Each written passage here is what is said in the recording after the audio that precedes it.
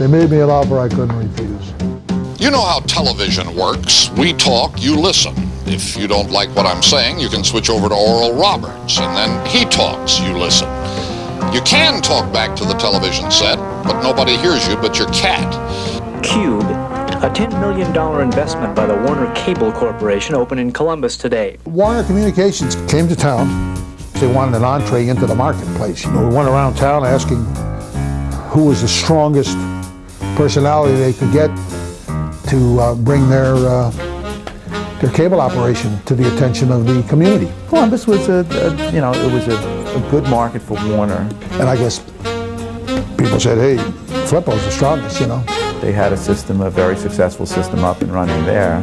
And this was something new. This was a new frontier. And it, coincidentally was the place where everybody tested. I mean, it's the test market. And not only cable, but two-way cable that you could respond to your TV set. And that was, everybody's walking around with their eyes going like this.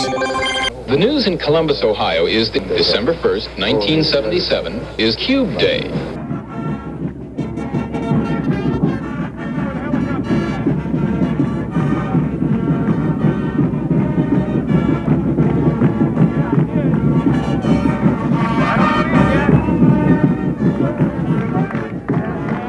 I remember it was cold, I know that. And they had decided that I would be up in a chopper circling the studio. We're circling and circling, and I'm getting cold, and it's bumpy, and the pilot is saying comforting things like, man, it sure is rough up here tonight. I said, really? He says, yeah. He said, we shouldn't even be up here.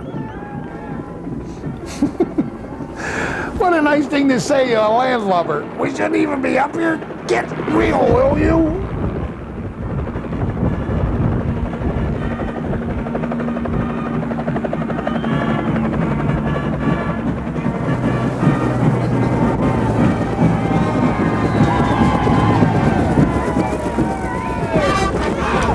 You know, you can't get a cab this time of day. I had a heck of a time getting a cab. Hey everybody, it's me again, FLIPPO, the King of the Clouds, and I'm on QUBE. And you're the very first viewers to experience two-way TV on QUBE. And that's what QUBE is all about. Yes, sir. I'll tell you a little more about that inside. But right now, here's the Arlington band. Hey, what's fun? Well, it was very exciting. It was, we all sensed that this would be a historic day.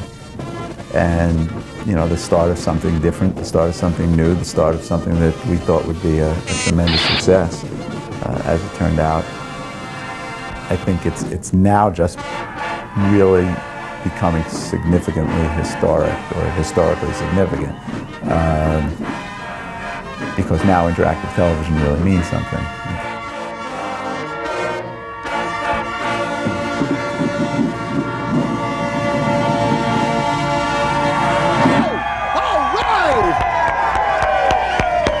Oh boy, what a day, and so we went on into the studio, and we had all kinds of ceremonies with the executives from Warner. They came in from New York, or should I say New York. Hey. You know, when you tell people you were there the first day that interactive television went on the air, and the very first interactive television project, it's an awesome thing. And that's something that he will always have, that honor of being the first performer on any kind of interactive television.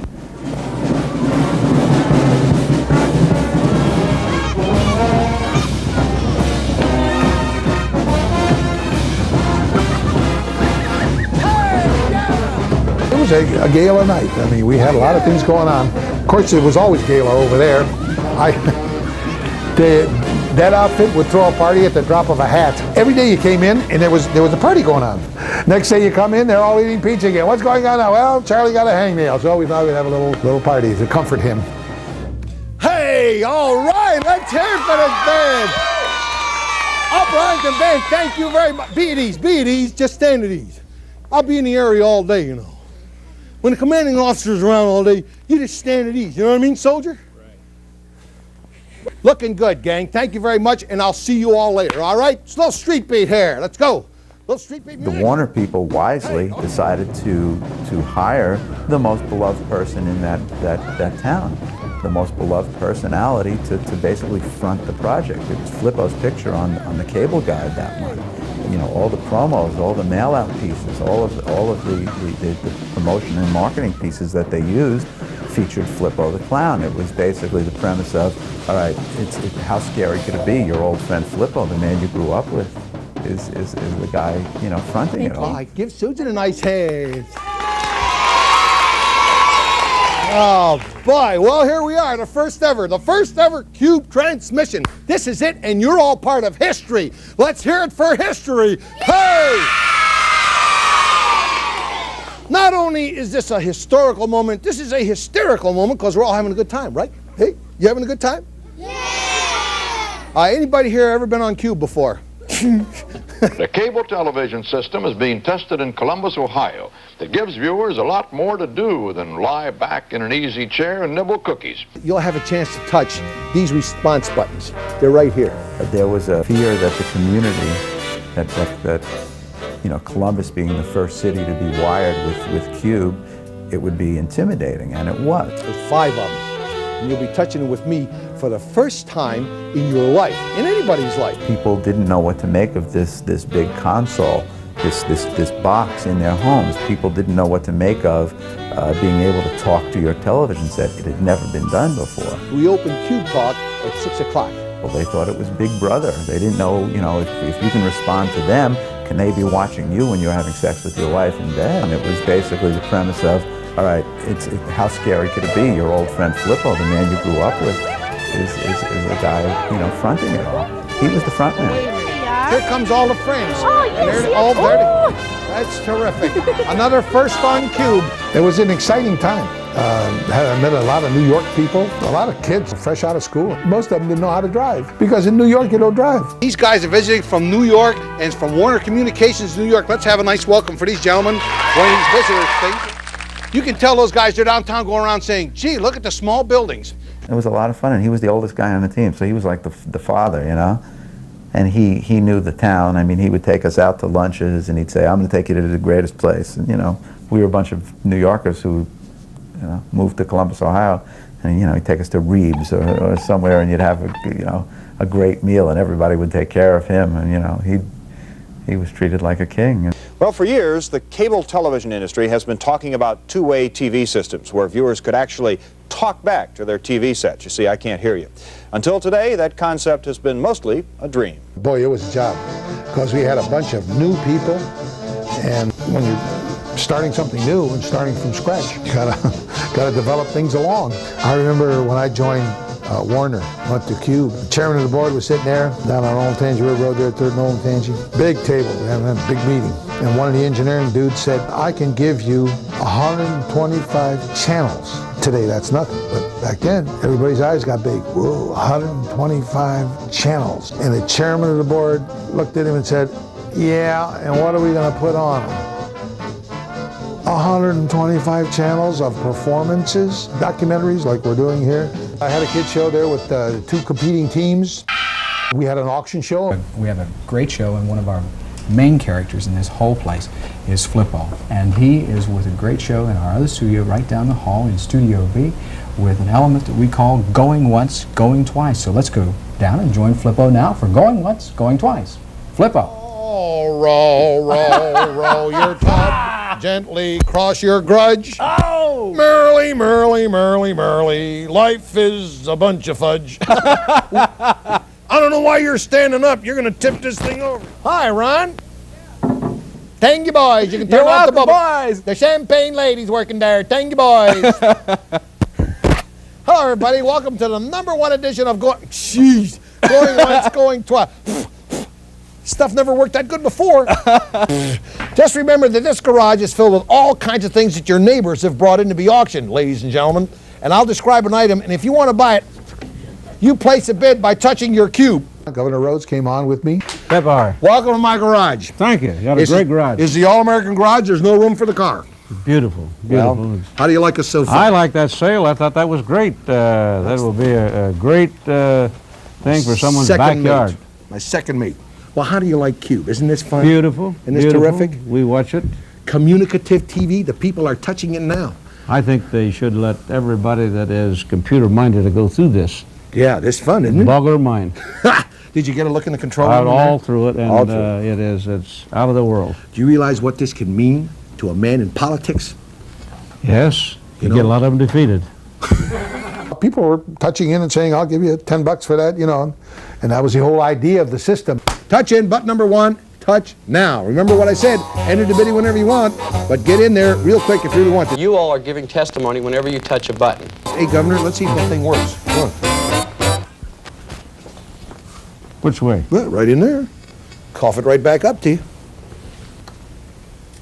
Oh, got a slow green. Roll Got a little to the roll right, in that Governor. green. Yeah, I shouldn't have kept it in my glove compartment. We had amateur contests. So I produced a talent search show. On top of spaghetti, all covered with cheese. I lost my poor meatball when somebody sneezed. So if you eat spaghetti, all covered with cheese, hold on to me, balls, and don't ever sneeze.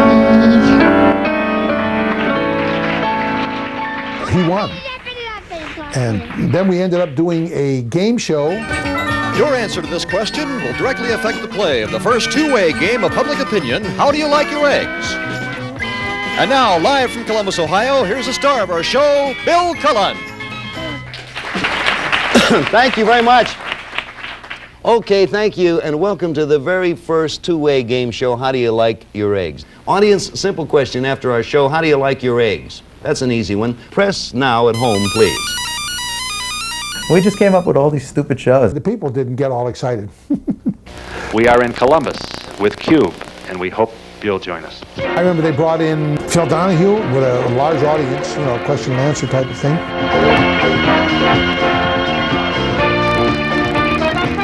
Okay, I haven't, Dr. Horner, you're going to have to explain this. How do you want to show this? Here is what, this is what QUBE subscribers are responding to me with. All right? Look at them smiling in there like they really got one here. Look, computer, that's obviously the computer room of QUBE here in Columbus, which is an elaborate array of the most sophisticated technology in television today. It is intriguing to watch QUBE get off the ground. It's like watching television get started 30 years ago. QUBE is by turns slick and corny. It hasn't decided yet what it wants to be. We want to know what people want to see, fulfill their dreams, if you like, offer them operas and ballets and symphonies, if that's what they like, anything at all. Show somebody these tapes now, and it's like, why is a clown hosting a show where you're giving away? Well, it's not just a clown, it's Flippo the clown. The Warner people have bought up 140 cable franchises around the country, small ones mostly. Before QUBE can wire up New York and Los Angeles, it will have to decide what it wants to be. It failed because of Flippo, believe me. Never put your career in the hands of a clown. It's, you know, it failed because they didn't know how to keep up with the technology. It was very expensive. It was way before its time. We were not making it. You know, when you're getting 700 homes for a show, you don't have any tune-in. See, you can't go to a sponsor and say, hey, I want you to buy time in Flippo's game show for the kids. You're selling cereal or whatever. Kids love that stuff. Oh, okay, fine. How much are your commercials? Oh, $50, $60 for 30 seconds. Okay, how many homes you reach? Homes? Yes, how many homes are you getting to? 700? Pardon me, what did you say? I said 700. Did you say 700? 700? 700? 700? 700? 700? 700? Did you say 700? And the salesman would say, well, yes, I did. So how many customers does QUBE have? Really, the figure changes by the hour. We started with a base of Warner subscribers and 26,000, and we're in the process of moving through those homes right now. And I can't give you an exact figure right at this moment. Can you give me a ballpark estimate? No, I can't. You can or you won't? No, I won't. It was not a big audience. Warner obviously won't recover its $10 million investment from its Columbus customers. 700 homes, that's just in my neighborhood, . So it became very, very difficult. And, you know, when you're getting 700 homes for a show, you don't have any tune-in. See, you can't go to a sponsor and say, hey, I want you to buy time in Flippo's game show for the kids. You're selling cereal or whatever. Kids love that stuff. Oh, okay, fine. How much are your commercials? Oh, 700. 700? 700? 700? Did you say 700? And it got to the point, now this is the figure that was bandied about. I don't know if it's correct or not, but it sounds like it might be right. But the cable system was losing $1 million a month, which only shows the power of the Warner organization. They were that big that could afford to lose that kind of money, but they couldn't do it very long. To wrap up the session, I'd like to use this time to give some thanks for the people who've been able to help us here at Warner as we were going to clean up, looking at our okay. When we went to QUBE, they got into the Ohio State Fair thing because that was a great place to do PR. And I said to our producer, have you got an RV book? It's a story I've told Letterman many times, and actually on our old show, Letterman's old girlfriend, Meryl Marco, who was our head writer for the longest time, used to love this story. Oh yeah, because you gotta have some place to do makeup, some place to go hide, some place to go to faint. And Meryl created a piece based on it we called Clowns in a Heat Chamber. And we just put a bunch of clowns in this room with heaters and saw their makeup melt. I don't know what the setup was or anything. She got the idea when I told her about how one of the reasons I left QUBE was not because of Bob, but he made me realize what I was doing with my life. I'm that temperamental. I come in one day and he was all worn out, and he said, man, it was summertime, August. I finally got an RV because they were all booked. I said, well, good, that'll be fine. He says, there's only one thing. It doesn't have air conditioning. And I'll never forget the day he called me into the trailer and I sat down and he said to me, he said, you see this suit? This suit is polyester. He said, polyester doesn't breathe. He said, I gotta wash this suit every night. I can't wear cotton because I can't wash cotton and have it come out looking like this. I gotta wear polyester. Polyester don't breathe. He goes, if this suit don't breathe, I'm sweating out there. I won't do that in this costume, and the makeup will be running all over. I'm in this makeup, I'm sweating. How could I not have a damn air conditioner band? And I'm realizing I'm a college graduate. I have, a decent resume. And here I am at the Ohio State Fair in a mobile home getting bawled out by a clown. And we were sitting there in that RV, and the makeup was starting to go, and he was sitting there sweating bullets. And I realized to myself, what the hell am I doing? That's when he decided that he was going back to New York. That ended his career in cable. It made me move on. I mean, he wasn't responsible for the incident, but it made me realize where I was in my life.